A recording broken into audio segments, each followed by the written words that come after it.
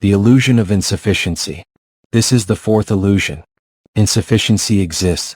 It arises out of the third illusion, for without the idea of disunity, the idea of insufficiency is insupportable.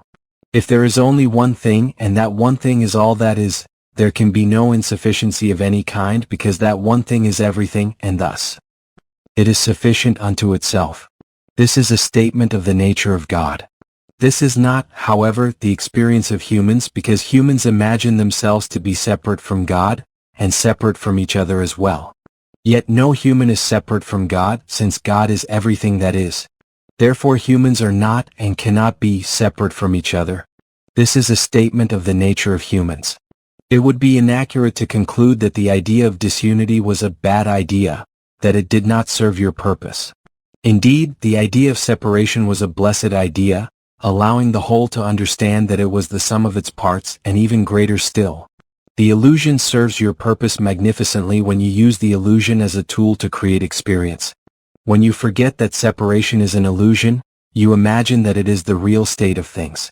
The illusion no longer creates experience, it becomes experience. It is like feigning anger to make someone else more solicitous, and then actually becoming angry.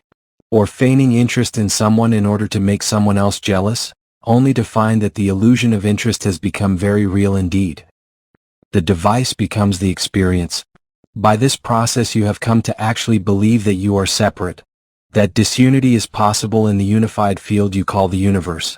Now, I have described the third illusion as the most powerful illusion, and that is true. It has had enormous impact on your day-to-day experience. Most significantly, your belief in separation has led to your idea that there is not enough. When there was only one thing, and you knew that you were that one thing, there was never a question of there not being enough. There was always enough of you. But when you decided that there was more than one thing, then, and only then, could it appear that there was not enough of the other thing. This other thing that you think there is the stuff of life. Yet you are life, and that which life is, which is God itself. Still, as long as you imagine that you are separate from God, you will imagine that you are something other than what God is, which is life itself. You may think that you are that which lives, but you will not imagine yourself to be life itself. This separation of itself from itself is what you have called the casting out from the Garden of Eden. Suddenly, where once there was eternal life, now there is death. Suddenly, where once there was abundance, now there is not enough. Suddenly, it seems that there are many aspects of life competing for life itself. This is impossible in ultimate reality, but not in your imagination. You can even imagine that you are in competition, with the birds, with the bees, with every other living thing and all other human beings. You can create a nightmare in which all that supports your life seems to limit it. Thus, you will actually attempt to subdue that which supports you. You were told to have dominion, but you have decided that this means domination. So you have actually begun a war with nature, and with the natural order of things. You have used science and technology to twist and turn and manipulate nature so that it bends to your will. You are slowly destroying nature as it naturally is in an attempt to experience yourself as you already naturally are. You already are what you seek to be, eternal, unlimited, and one with all, yet you do not remember this. And so, you seek to subdue life in order that you may have more abundant life. And you do not even see what you are doing. Life becomes the single common denominator. Everyone wants life and the things that support life. And because you think there is more than one of you, you are afraid that there may not be enough life to go around. Out of this fear you produce your next imagined reality, death. A life that you thought to be eternal, until you imagined that you were separate, it never occurred to you that you would not always be, now seems to have a beginning and an end. This is the illusion of insufficiency played out at the highest level. The experience of your life beginning and ending is really nothing more than the onset and the dissolution of your idea of yourself as separate. At a conscious level you may not know this. At a higher level this is always clear. It is at this higher level that you seek to end the experience of separation, to remind yourself that this is an illusion you have created. Though I have told you many times, it is a good time now to discuss once more why you have created it. You have created the illusion of disunity in order to experience the reality of oneness. Only when you are outside the reality can you experience it. When you are part of the whole, you cannot experience yourself as the whole because there is nothing else. And, in the absence of that which you are not, that which you are, is not. In the absence of cold, hot is not. In the absence of tall, short is not. If everything is short, then nothing is short because short does not exist as something that can be known. It may exist as a concept, but it is not a concept that you can directly experience. It can only be an idea, never your experienced reality. Similarly, in the absence of disunity, unity is not. If everything is experienced as unified, then nothing can be experienced as unified because unity does not exist as a discrete experience. It is not something that can be known. It may exist as a concept, but it is not a concept that you can directly experience. It can only be an idea, never your experienced reality. In this context, you cannot know yourself as who you really are. Yet it is our wish to know ourselves as who we really are. Thus, we must first create the experience of who we are not. Since we cannot create this experience in ultimate reality, we must do so through illusion. In this way we can rejoice in what is really so and know it. In this way we can experience who we really are. The all of it. The one and only. We are the collective, the single reality in multiple form, having taken multiple form that we might notice and experience the glory of our single reality. This is a simple explanation of the purpose of relativity, which I have given you many times in our ongoing dialogue.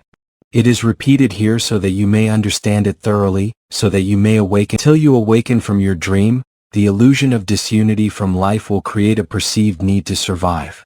Before separation you never questioned your survival. Only when you stepped away from life me, and imagined yourself as separate, did life itself become that of which there was not enough. You began to make decisions about what you felt you had to do to survive, to have more life. This became your primary goal, your new basic instinct. You even began to think that the reason you coupled with others was to guarantee your survival as a species. You lost sight of the fact that you coupled in response to the only real instinct, which is love. You have called your new basic instinct the survival instinct, based on your idea that you might not survive. This idea is false, for your survival is guaranteed forever and even forevermore. Yet you do not remember this and so do not think there is enough life, given that there are so many aspects of life competing for it. And indeed that is how you see it. You imagine that you are in competition with all the other stuff of life for life itself. You are competing with your very self for more of yourself. Your belief in insufficiency has even led you to conclude that there is not enough God. Not only is there not enough life, which you translate into a belief in death, and not only is there not enough of the stuff of life, which you translate into a belief in lack, there is not even enough of that which created life, which you translate into a belief in a limited God. Because all of these things are limited, you must compete for them. And you are destroying your planet and yourselves because of this belief. You are even destroying yourselves in your competitions for God, which you call religions. You have been killing yourselves, sometimes seeking to annihilate entire civilizations, in your insane competition for God. You do not admit that you are doing these things because to admit it would be to acknowledge that there may be something inaccurate about the way you view life and the world, and particularly about the way you view God, and this you have not been able to do. Such an admission would require enormous humility, and humility is not presently a large part of your planet's philosophy or theology. Your theologies in particular have been most arrogant, assuming and proclaiming to have all the answers, leaving no questions and entertaining no doubts. Yet something about these beliefs is not working. The idea that there is not enough God, not enough of the stuff of life, not enough life itself, has led to more than simple competition. It has led to brutal repression, to suppression, and to massive depression. Religions have repressed frank and honest inquiry, governments have suppressed dissent, and millions of people live as a result, in both economic and psychological depression. All of this has come out of the idea that insufficiency exists, for sufficiency would solve all of this. If you thought that there was enough to go around, there would be no more self-destructive behaviors, no more fighting over resources, no more squabbling over God. But there is not enough. About this you are clear. Still, if there is not enough, how does one get enough? How can survival be assured without killing and squabbling? Clearly there was a flaw in the fourth illusion. This should have revealed the idea of insufficiency as false, but humans knew at some very deep level that they could not give up the illusion, or something very vital would come to an end. Again they were right. But again they made a mistake. Instead of seeing the illusion as an illusion, and using it for the purpose for which it was intended, they thought they had to fix the flaw. It was to fix the flaw in the fourth illusion that the fifth illusion was created.